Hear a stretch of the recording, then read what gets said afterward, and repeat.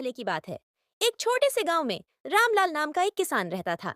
वह बहुत गरीब था, लेकिन मेहनती और ईमानदार भी था। वह अपनी छोटी सी जमीन पर खेती करता और किसी भी तरह अपने परिवार का पेट पालता। उसकी ईमानदारी के कारण पूरे गांव में उसका सम्मान किया जाता था।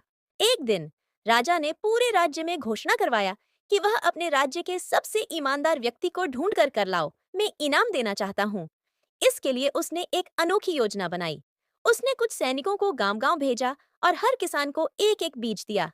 राजा ने कहा, जो किसान इस बीज को सबसे अच्छे तरीके से उगाएगा और कुछ महीनों बाद मेरे दरबार में लाएगा, उसे इनाम मिलेगा। रामलाल भी उन किसानों में से एक था जिसे राजा का बीज मिला। वह बहुत खुश था और उसने बड़ी सावधानी से उस बीज को अपने खेत में लगाया। वह रोज पानी देता, मिट्टी को ठीक करता, लेकिन कई हफ्तों बाद भी बीज से कोई पौधा नहीं उगा। रामलाल बहुत परेशान हुआ, लेकिन उसने हार नहीं मानी। उसने पूरी मेहनत से उस बीज की देखभाल जारी रखी। कई महीनों बाद जब सभी किसानों को राजा के दरबार में बुलाया गया, तो वे अपने अपने बड़े और हरे भरे पौधे लेकर आए। लेकिन रामलाल के पास सिर्फ खाली गमला था।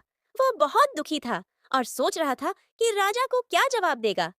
फिर भी उसने सोचा, मैं झूठ नहीं बोल सकता। जो सच है वही बताऊंगा।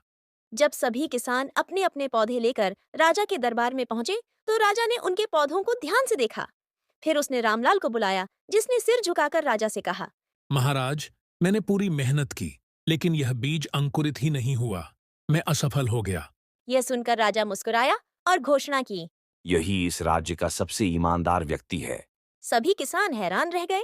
राजा ने आगे कहा, जो बीज मैंने तुम सबको दिए थे, वे पहले से ही उबाले हुए थे, जिनसे कोई पौधा उग ही नहीं सकता था। लेकिन तुम सबने अपनी ईमानदारी खो दी और कहीं से पौधे लाकर पेश कर दिए। केवल रामलाल ही सच्चा और ईमानदार निकला। राजा ने रामलाल की ईमानदारी से खुश होकर उसे इनाम में ढेर सारी जमीन और सोना दिया। साथ ही उसे अपना सलाहकार बना लिया।